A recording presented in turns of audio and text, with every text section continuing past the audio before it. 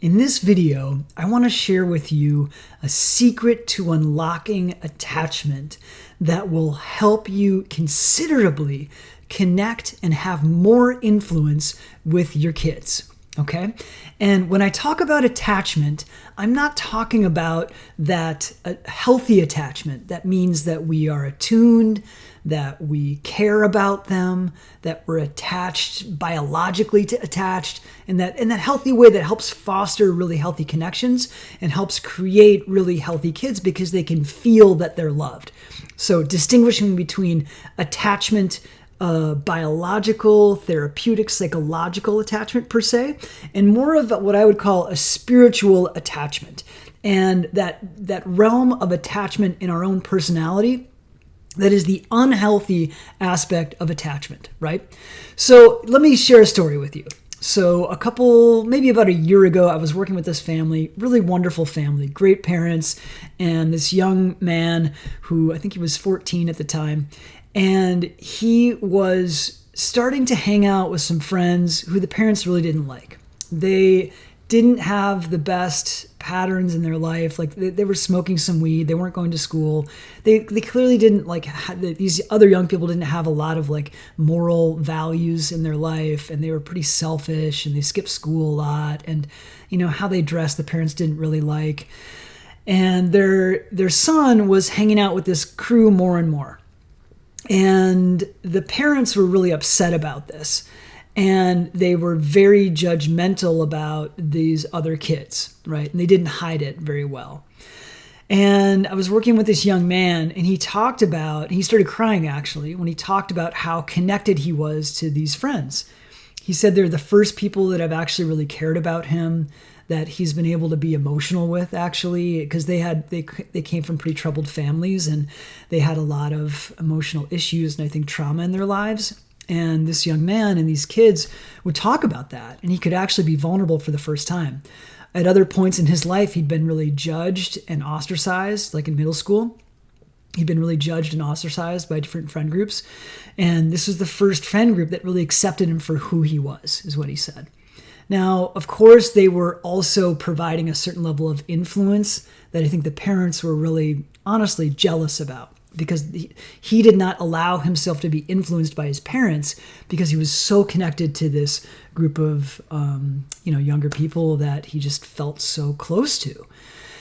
And the parents had a really hard time seeing that because I think they were really insecure about how and felt controlling about how they were, one, losing the influence they had with their son.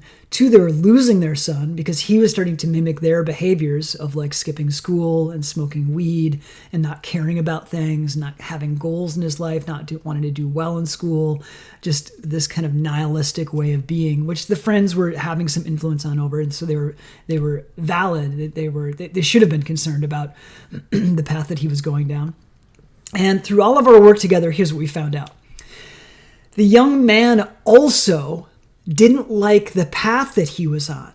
He didn't like the influence that this new friend group had on him, but he felt so connected to them. So he was actually deeply conflicted about what to do. And he was kind of 50-50 in this conflict about whether he should stay connected to this friend group or whether he should start to look for other friend groups, and which has innate risks to it, of course. Because he was getting so much connection out of them. He was actually very conflicted about it.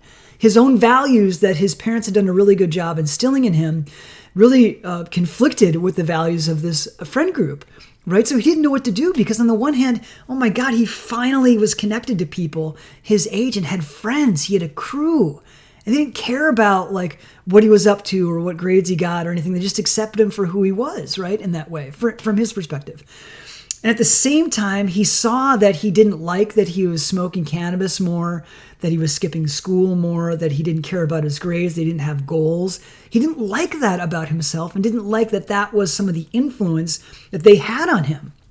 So in a way, he was going through this really healthy conflict for himself and trying to figure it out.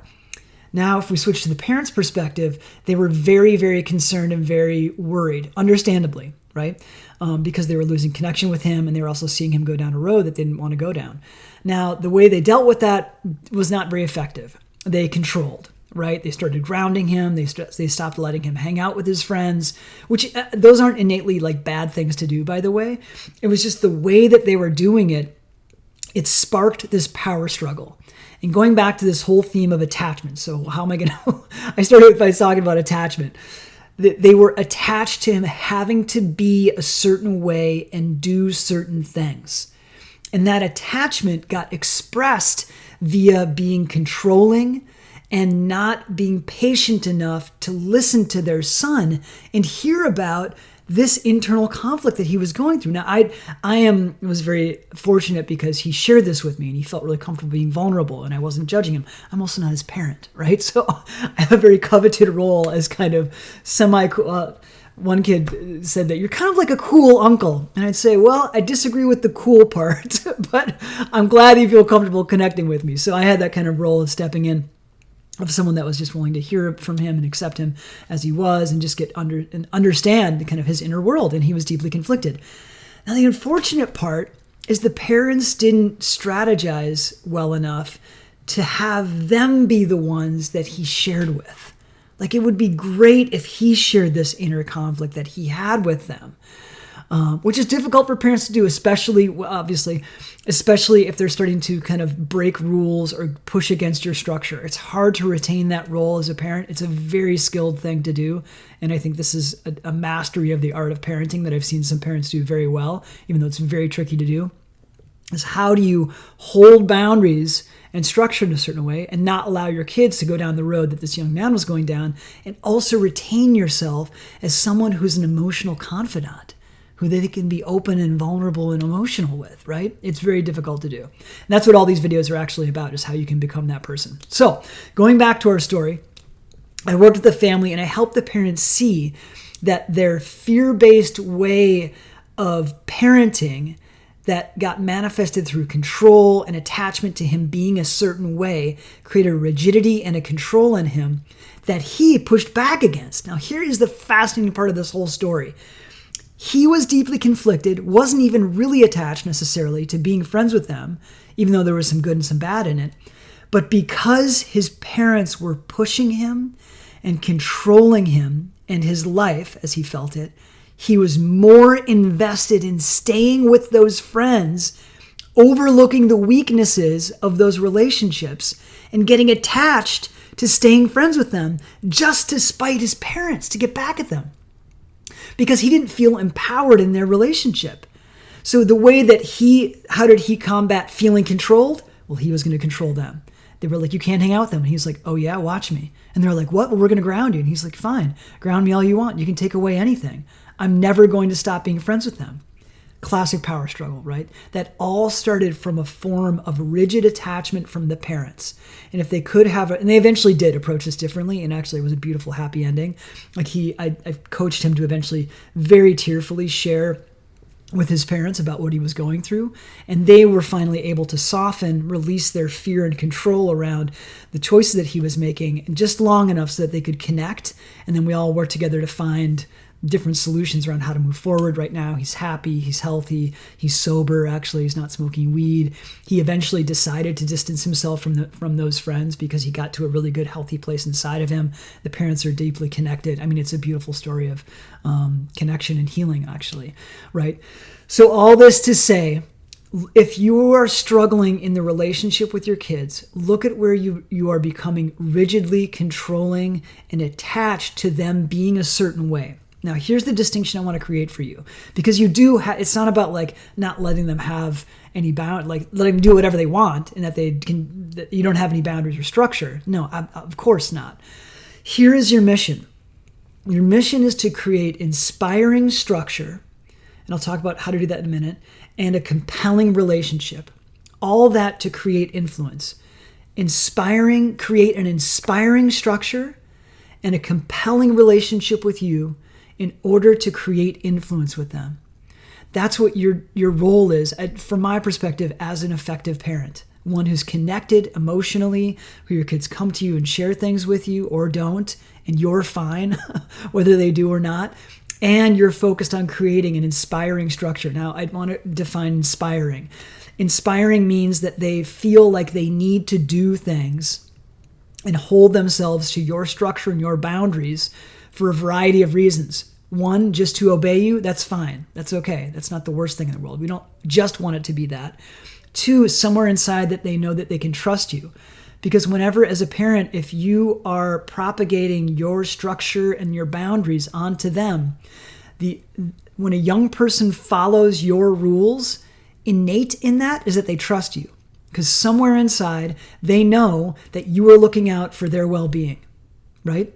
So anytime someone follows a rule, there is an act of vulnerability in this, especially in the parent-child relationship. Now, sometimes people are just robotic and they don't have to be vulnerable. They're just going to, I'm going to do this. Who cares? It doesn't matter. That's not the parent-child relationship. It's emotional. You're connected. It's deep. So whenever, this is a really important piece to remember.